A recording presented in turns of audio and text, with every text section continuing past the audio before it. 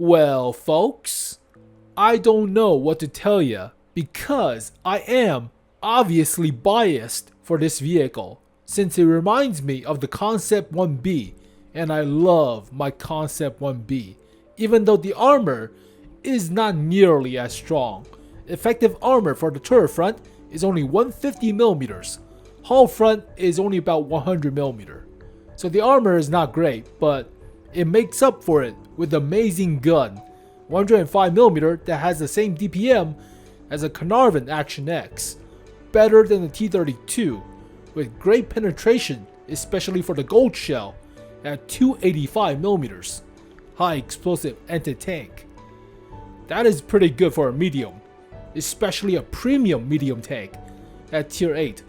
Great DPM, great aim time, traverse speed, workable accuracy, and top speed, but very good reverse speed, and basically gun depression working as well. So very good sniper of a premium tier 8 American medium tank in the sea of T-25 pilot number 1s or Pan KRs. This vehicle shines. We don't need super armored vehicles like the Super Pershing or M47 or auto reloaders like with the Astron REX or AMBT. So this vehicle fits a sniping niche that's missing in the American tech tree. But yeah, I don't know what to say. I'm already gushing over it. I'm already biased.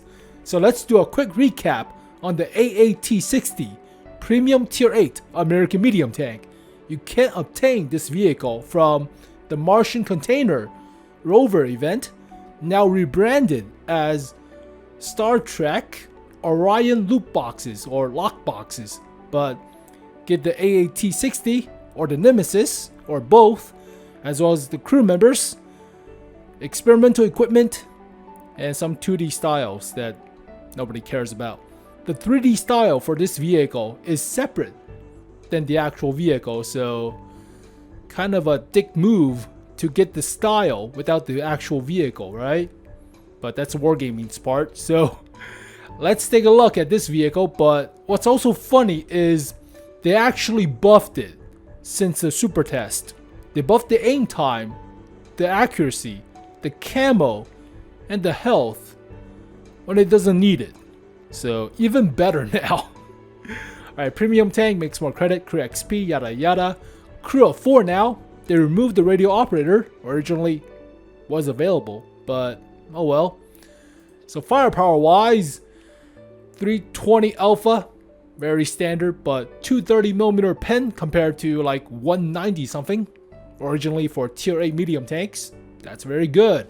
DPM is high, 2300 without a rammer, so better than the T-32 with better accuracy, 0.34 compared to 0.35, and 1.9 seconds of aim time. 10 degrees of gun depression, 20 elevation, very quick turret traverse speed, and the gold shell is also pretty amazing. So nothing to scoff at, but average penetration for a medium tank gold shell at tier 8 is about 250, 260. This is a lot better, 285 for high explosive anti-tank. And high explosive is workable too, so not half bad, but yeah, this gold shell is surprising for such a medium tank out of the bunch. So let's take a look at tanks.gg. Dispersion is also pretty crazy. That is very good, 0.12 while moving the hull and traversing, and 0.1 while turning the turret. It's basically almost as good as the M47, and that's a very good vehicle without vertical stabilizer. So M47 or 46, yeah, almost as good. So definitely not a M48, but very close. So very comfortable of a gun, especially with that accuracy. Kind of crazy. It is a premium tank though. So basically 60 rounds, no problem of spamming. There's a caveat downside to the gun depression. You have no depression in the back. You have 10 degrees in the front, so kind of an awkward situation when your ass is kind of taller than your gun depression. So be wary of that. But fully traverse the turret in the back, you have no gun depression. Even though it kind of looks like you could get some out of it. Like possibly 3 degrees, 2 degrees. But they turn it to 0 degrees in the rear. So no gun depression in the back. Think more of a limited traverse for a turret, like a T-28 prototype-ish of a playstyle. Just be wary, but the gun is very comfortable, very comfortable. High DPM, good accuracy, dispersion. Shell velocity is also not bad too. Gold shell velocity is also not bad. Usually it's about 900, 800 meters per second for high explosive anti-tank.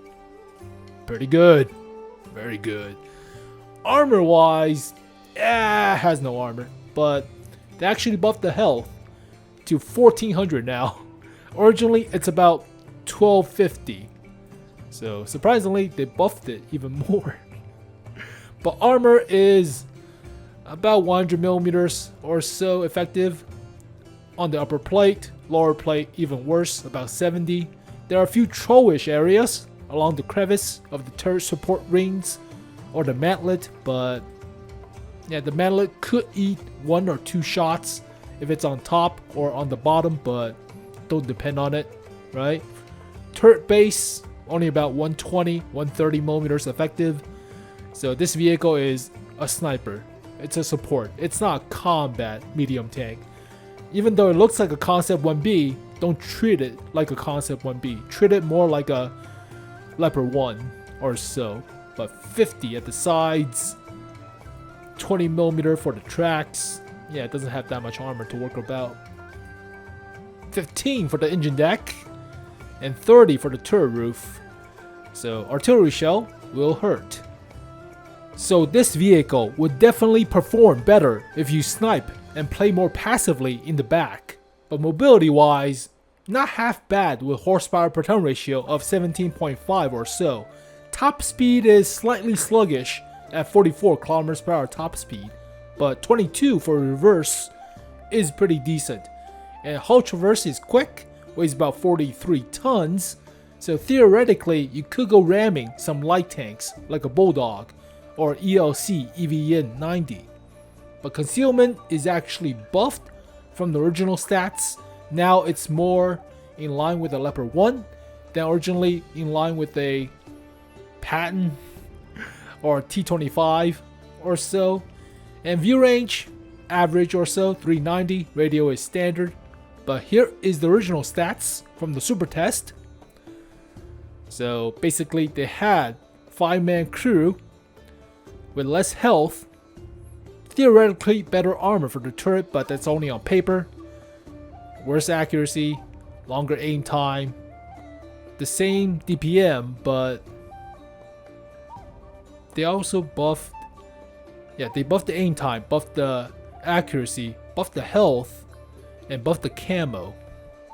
So original stats on the super test, but already did a comparison just for you. So no more radio operator, better accuracy by 0.01, better aim time by 0.3, which is crazy. More health and better camo. Yeah, why not? Why do you need to buff this vehicle? It doesn't need it.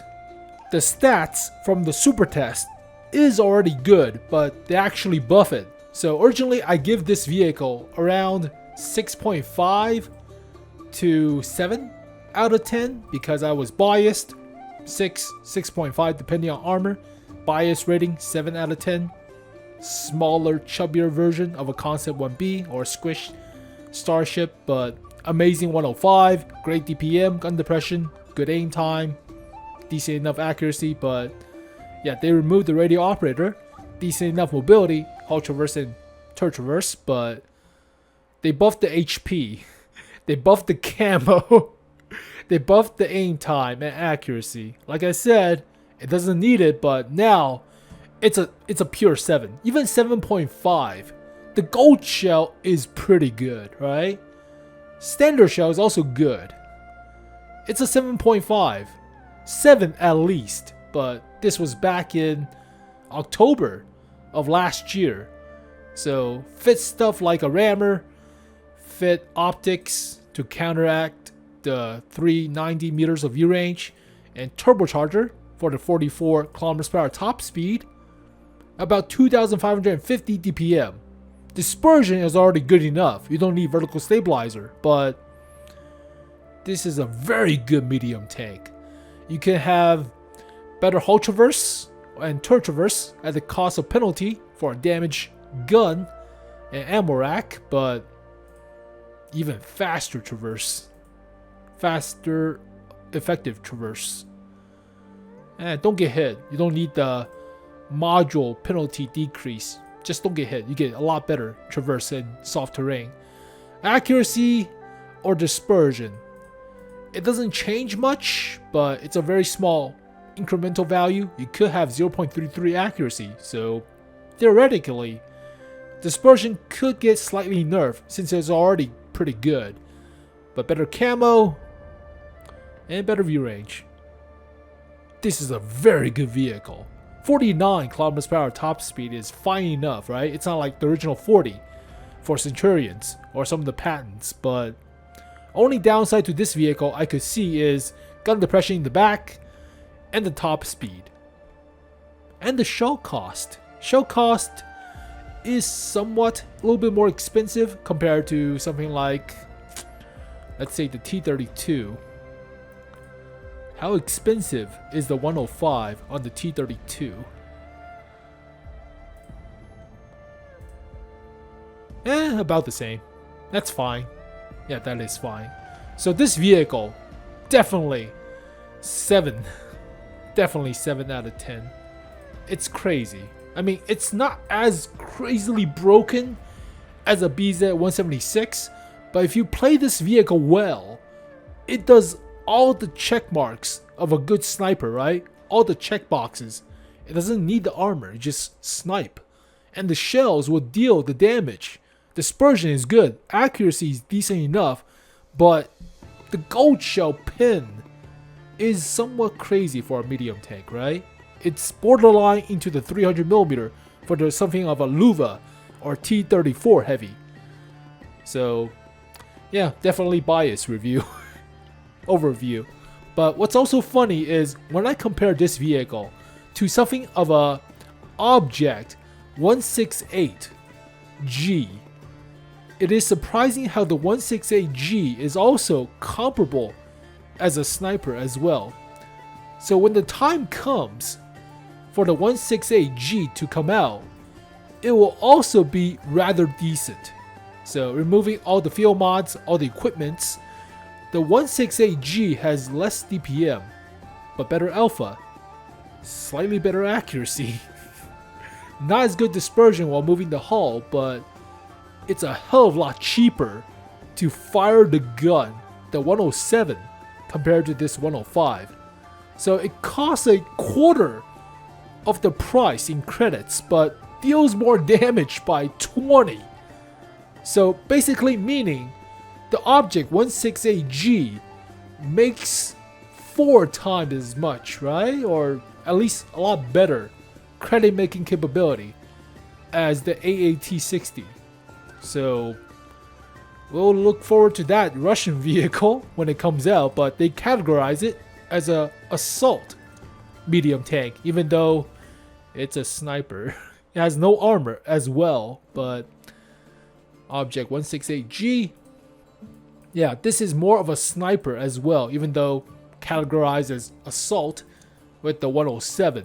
But yeah, you already saw it has better top speed than the AAT-60 with better horsepower per ton ratio at 20, even though terrain resistance is slightly worse, but 20 horsepower per ton ratio is nothing to scoff at, with only 100 less health, but better camo with the same view range. 5 degrees of gun depression. Still, it's Russian, but doesn't have the weird bulge in the back for the engine deck. So yeah, kind of look forward to The 168G as well, decent enough sniper too. Also, its gold shell is 285. AP round is good enough too with the shell velocity on the 168G. So segue into the Russian sniper as well, but these two medium tanks, definitely a whole league better than something of a Nemesis. Nemesis doesn't even compare close to this thing. Oh god, it's leagues better than the Nemesis. 800 more DPM almost. Better accuracy, better aim time, hell of a lot better dispersion, a hell of a lot better. Even though terrain resistance is not as good, but better horsepower per ton ratio slightly, doesn't really counteract. The armor on the Nemesis is not great. So we'll talk about the Nemesis coming up next, but yeah, this vehicle, definitely 7 at least. Well, there you go, folks. The AAT-60. So good luck to you if you're buying the boxes, but gamble for this thing again. Crap. What's also funny is the skin is separate than the vehicle. So if you get the skin, not the vehicle, feels bad, man, but that's some shady ass practice out of Wargaming's ass. So you'll store your skin when you don't have the vehicle in your depot. So go to this tab where the hell is the skins. I have the skin for the GSOR 1008. I don't have the vehicle. It just stores there. So as always, thank you guys for watching this video. Hopefully you guys enjoyed it. I'll see you guys next time. Peace.